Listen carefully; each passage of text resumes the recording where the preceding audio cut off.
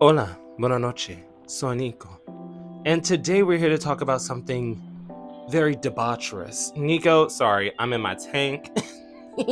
I'm in my glasses because my eyes are tired from wearing my contacts. So here we are. They're a bit scratched out because they're my at home glasses.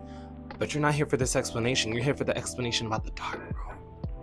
Nico, what is a dark room? Essentially, in some more debaucherous bars, there's a space away from prying eyes that, for lack of a better term, is dark.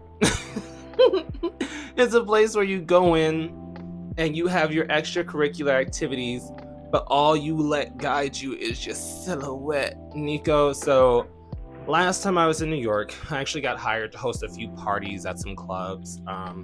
I'm right, my introverted ass. I was a socialite. Apparently, I got too drunk and was throwing ass on the sofa. But that's also not why you're here. If I think I still have videos of that, I might insert that. Um, but my friends out there, they're more sexually liberated because on the liberation scale, it's like Houston is last because everybody's one of those. We keep it on the low. It's all, preferred trade and hyper masculinity. And sometimes you get freaky with your homeboys away from prying eyes. Then there's LA, where sex is really, it's very mainstream. It's very easily accessible. I've been to a few kink parties, such as like jockstrap bar parties, Nico, where if you wear nothing but a jockstrap to a bar, you get cheaper drinks. Nico, I was showing out. LA is overpriced, so the fact that they were giving me a discount for wearing a jockstrap, I'm like, girl, the entire internet has seen my Curdy cat, so it doesn't really matter to me anymore.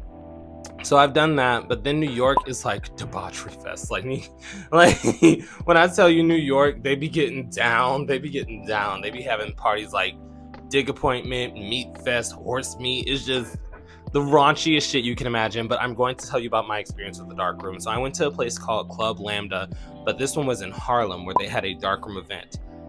Personally, I'm not one of those people that goes into the dark room just because I'm very picky. I'm not going to make out with somebody or do sexual things with somebody I can't see. But my friends are the more adventurous type, not the ones you see me take pics with. These are like my different friend groups. They are the type that likes to go cruising. I personally don't do that. Just once again, I'm too picky. I can just pick somebody out of a park or something.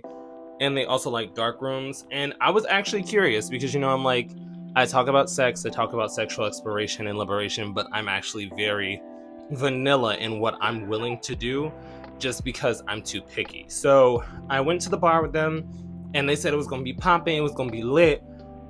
We get there, we already a little tipsy from pre-gaming, and it was pretty sparse. I guess we got there kind of early. And it was so interesting because while they were like getting ready to go into the dark room, I was sitting at the bar and somebody actually walked up to me and they're like, "Oh, Nico, I'm so glad you came. I'm glad you saw my message about the party." And I'm just sitting here like, girl, what? Like, I didn't see a message, but also I was not let, no one contacted me ahead of time to arrive and make an appearance at this party or something. But I just said, "Hey, thank you so much. It's pretty chill." But even though it was so, there were already people in the dark room.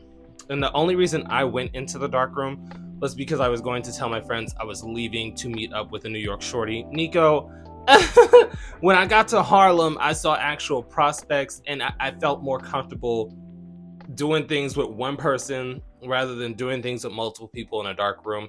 But I did get to go in and see what the energy was about because I had to go, alert them that I was leaving. I'm not one of those people that just disappears from a bar. So I walked into the dark room and you just see niggas, usually shirtless, lined up against the wall, lined up against blocks of stuff, just chilling, scoping out for lack of a better term, the talent for the night, the prospects. And they'll come up to you, they'll rub against you, they'll try to reach out to you, they'll try to basically entice you with their silhouette. And some of my friends were already getting down to it. Some of them was using spit. And I personally, I don't know, I couldn't take spit dick like in a dark room just because I'm one of those people, like, I know it's hilarious, but I'm by my desk. Like, lube is always at the ready and disposable. So kudos to her. I couldn't personally do it. But yeah, it's just the dark, empty room with a lot of sexual tension where you just let your inhibitions run wild because in theory no one can really tell who you are. It's not dark enough that you can't see where you're walking, but you really only see a person's silhouette and then you begin to engage. So I walked in to tell my friends and they were already scoping out their targets, they were doing their thing, but I dipped soon after. It's a bit different from, let's say, the naked pool party that I've told you guys about. That's like the LA Secret Society, where there is a beach house where everybody's getting it on because you can visibly see everything. Like it's purposely just like an orgy. But the dark room, it's more like an isolated thing. Sometimes you see more than 2 people getting it on together, but it's not like it's a group event. It's more so you're all doing things in this dark room with your individual people unless you join someone in. But yes, I hope that enlightened you, no pun intended, to the dark room culture. Maybe it's because I didn't go to one that I personally was interested in, because I saw all the men that were there while we were in the normal fraction of the bar, because the dark room itself is never like a standalone built room.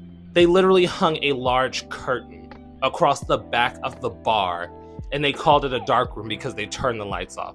So if you're thinking like, oh, I'm walking into this cool, hidden spot in the area and it's a special event, baby, no. They hung a curtain up and you getting it on behind the curtain in the dark. But yes, I don't know if that broke the illusion, but I hope that basically fills you in on what that is like. And definitely drop down below if you would ever be interested in that kind of thing, because like I said, I just wasn't interested in it because I'm picky. I feel like if I went into the dark room with somebody I was already going to be getting it on with, I would be more open to doing things, because I'm okay with voyeurism. I'm actually really cool with voyeurism, like people watching or me watching people or whatever, as long as it's a consenting thing. That's what I always bring up in my videos, is consent factor. But when it comes to voyeurism, I'm down for that. But just walking into the dark room and picking out a silhouette, I couldn't do it. But yes, definitely drop your opinions and your experiences down below. Have you ever been into a dark room? Did you know what it was prior to this video? And after finding out what it is and the energy of the room, would you ever be open to doing something like that? But yes, definitely drop your opinions down below.